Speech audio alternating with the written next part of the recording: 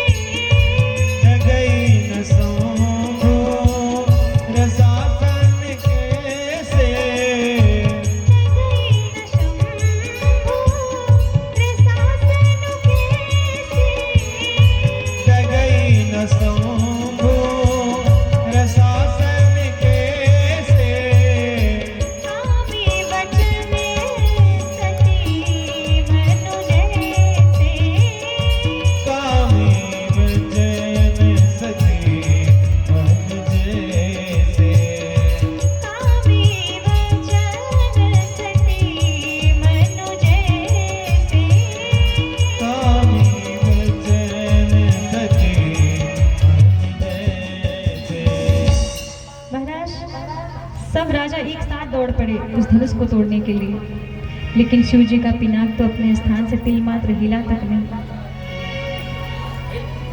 सब पुनः धनुष के हाथों अपनी कीर्ति गंवा करके वापस बैठ गए। अब तो राजा जनक जी बड़े दुखी हुए,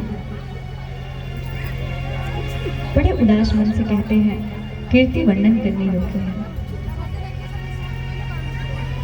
कहते हैं कि हमारी बेटी गुणवान है, सुंदर है, सुशील है, लेकिन हमें नहीं लगता कि ये कीर्ति किसी को अच्छी लग रही है। कहते हैं आज अगर मैं अपने प्रण पर रहता हूँ तो मेरी बेटी कुंवारी रह जाएगी, और यदि अगर आज मैं अपने प्रण को छोड़ता हूँ तो हमारी कीर्ति कलंकित होगी। मैं जान गया ये धरती वीरों से खाली है, आज के बाद कोई खुद को वीर नहीं कहेगा। अब महाराज जैसे ही लक्ष्मण जी ने सुना, लक्ष्मण जी क्रोधित हो गए, लेकिन प्रभु लक्ष्मण जी ने सोचा कि भैया बैठे हैं, वो कुछ बोल ही नहीं रहे हैं, उन्हें जो करना होगा करेंगे।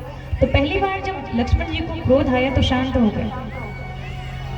तब तक दूसरी बार जनक जी ने कहा, यदि मैं जानता ये धरती वीरों से खाली है तो अपना उपहास नहीं कराता। अब तो महाराज जैसे ही लक्ष्मण जी ने सोचा, इतने क्रोधित हुए मानो आंखों से अंगारे निकल गए हो। तुरंत लक्ष्मण जी सभा के मध्य खड़े हुए गुरु जी को प्रणाम करते हैं, राम जी को प्रणाम किया, प्रणाम करके कहते हैं, लक्ष्मण जी कहते हैं, जिस सभा में रघुकुल का एक बालक भी उपस्थित हो उस सभा में किसी की हिम्मत नहीं जो ऐसे शब्दों का प्रयोग करे, और हमारे भैया राम के रहते हुए राजा जनक ने ऐसे शब्दों का प्रयोग किया। भैया अगर आप आज्ञा दें तो मैं बताता हूँ मैं क्या कर सकता हूँ। और लक्ष्मण जी बोल पड़े, क्या कही जनक जैसे अनुचित वाणी, जनक जैसे अनुचित वाणी, विद्यमान रघुकुल तुम जानी, सुनहु भानुकुल पंकज भानु, सुनहु भानुकुल पंकज भानु, कहु सुभाव न कछु अभिमानु, कहु सुभाव न कछु अभिमानु, जो तुम्हारे अनुशासन पाऊं, जो तुम्हारे अनुशासन पाऊं, कंदुक इव ब्रह्मांड उठाऊं, कंदुक इव ब्रह्मांड उठाऊं, साचे घट जिमि डारो कोरी, जिमि घट तारो कोरी, सकहु मेरी मूलक जिमि तोरी, बोलक जिमि डोरी, तब प्रताप महिमा भगवाना, प्रताप महिमा भगवाना, होवा मूल पिनाक पुराना, पिनाक पुराना, नाथ जानियस आयस होऊं,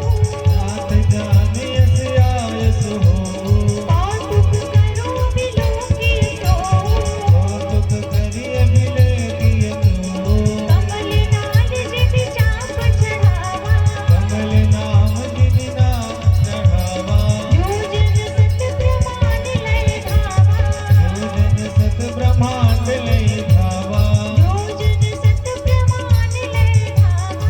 जो जन सत ब्रह्मांड लय धावा। महाराज लक्ष्मण जी उस सभा के मध्य गरज पड़े, कहा राम जी के रहते हुए जनक ने ऐसे शब्दों का प्रयोग किया।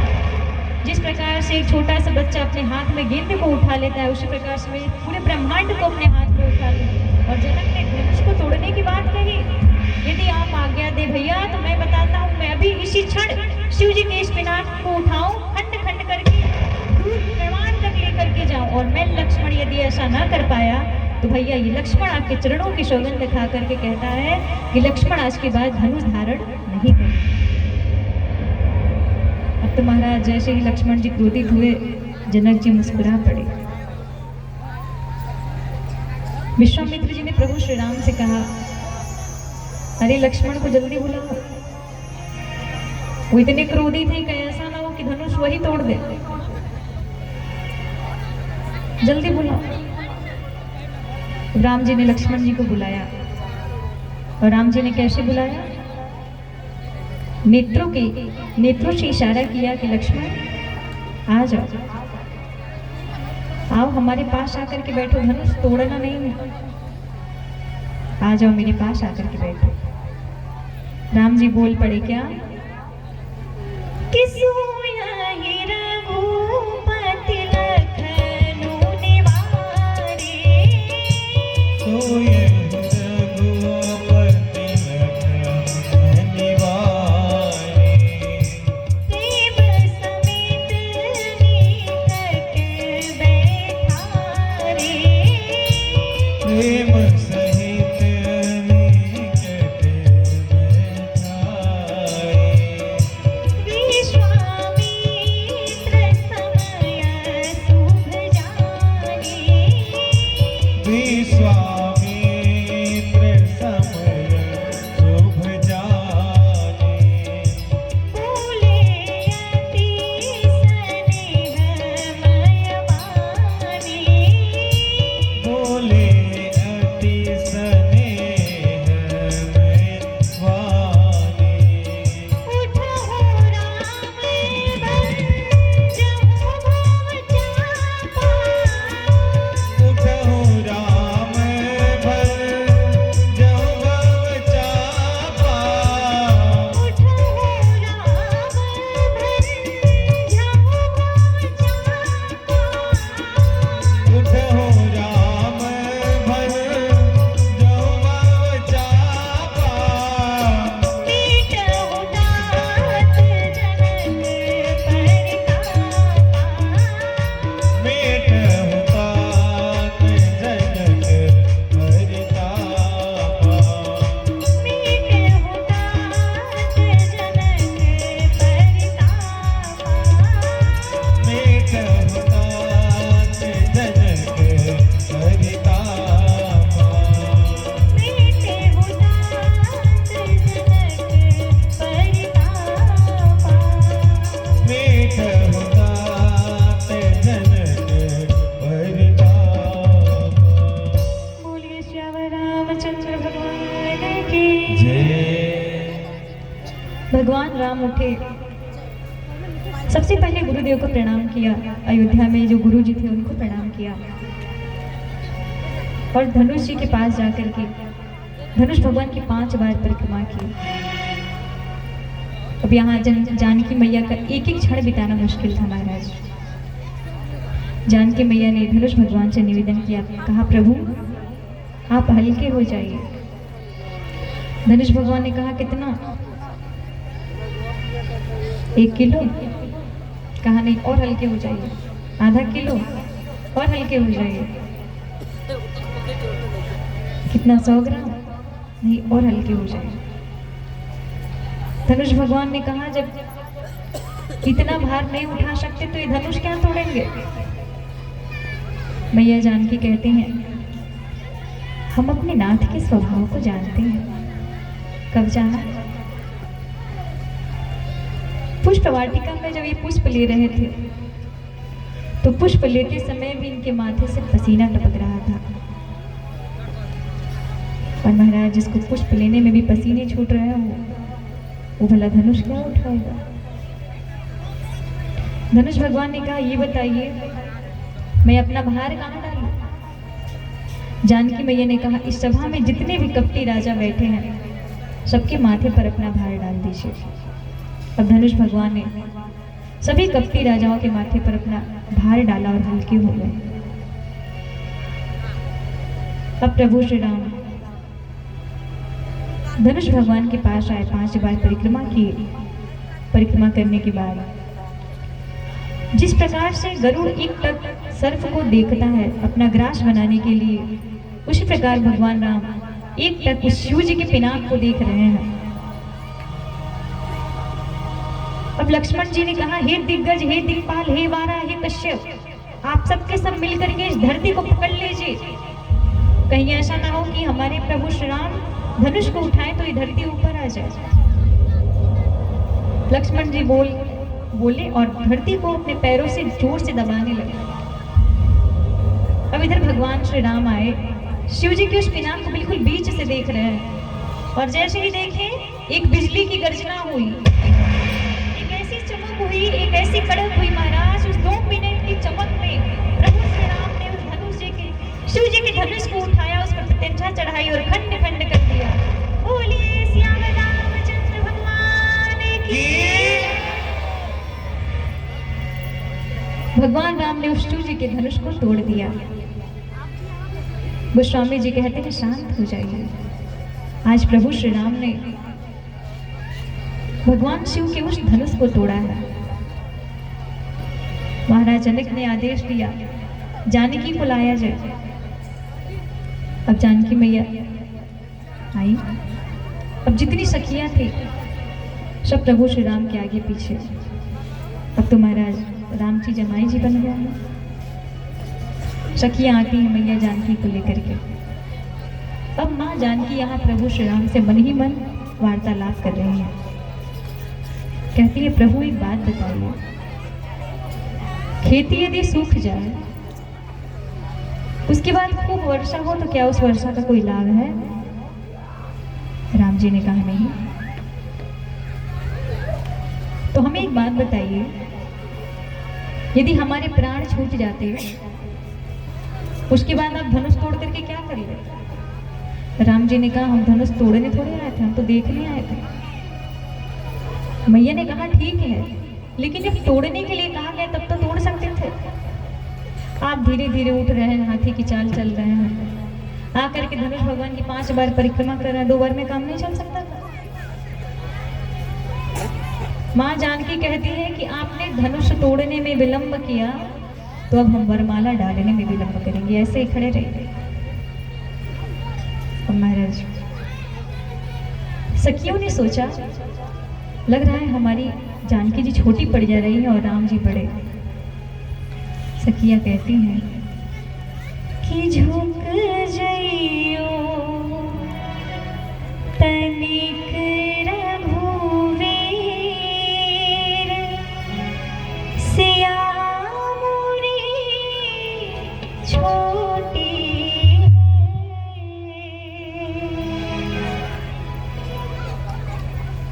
सखियों ने निवेदन किया। राम जी से कहती है प्रभु थोड़े झुक जाइए, लेकिन लक्ष्मण जी के रहते हुए राम जी को कौन झुका पाए? लक्ष्मण जी ने कहा भैया झुकना नहीं है, आज झुक गए तो जिंदगी भर झुकना ही पड़ेगा। सखियों ने कहा ये छुटका जब तक यहाँ रहेगा ना, ये झुकने वाले नहीं है, इस छुटका को अलग करना पड़ेगा। एक सखी ने कहा आप अलग हो जाइए। लक्ष्मण जी ने कहा जब से पैदा हुए हैं तब से कोई अलग नहीं कर पाया, तो आज कैसे हो जाएंगे? हम हमेशा प्रभु श्री राम के साथ रहते हैं, तो आज कैसे अलग हो जाए? एक सखी ने कहा बड़ी जिद्दी है ये तो। अब उस सखी ने प्रभु श्री राम से निवेदन किया, कहती है प्रभु अब आप ही अपने भैया को समझाइए। हमारे यहाँ का ये नियम है कि जब दामाद आता है तो उसे अकेले छोड़ देना चाहिए। लक्ष्मण जी राम जी से कहते हैं भैया क्या कहते हैं, चले जाएं? राम जी ने कहा अब देखो भाई ये हमारा ससुराल है और हम यहाँ कुछ बोल नहीं सकते। अब यहाँ जो लोग ये जो भी कह रहे हैं हमें मानना ही पड़ेगा। एक काम करो तुम अलग हो जाओ। अब लक्ष्मण जी थोड़े दूर चले गए। अब सखियां कहती हैं देखो कैसा काला कलूटा दूल्हा आया है, हमारी जानकी इतनी गोरी गोरी और कैसा काला कलूटा दूल्हा आया है। सखियां जैसे ही राम जी को झुकने के लिए कहे, लक्ष्मण जी दूर हैं, इशारा करते हैं प्रभु झुकना नहीं है। एक सखी ने कहा देखो दूर है फिर भी अपना काम किए जा रहे हैं। अब सखियों ने गाली देना प्रारंभ किया। हमारा जैसे सखियों ने गाली देना प्रारंभ किया, प्रभु श्री राम शर्म के कारण अपने सर को नीचे झुकाए। जैसे ही उन्होंने अपने सर को नीचे झुकाया, एक सखी कहती है जानकी यही शुभ अवसर है, डाल दो वरमाला। और जैसे ही प्रभु श्री राम ने सर को झुकाया, माँ जानकी ने वरमाला पहना दिया। बोलिए श्याम रामचंद्र भगवान की जय। सखियां गाने लगी क्या, हे दुलाहर घूवर, हे दुलाहर घूवर, हे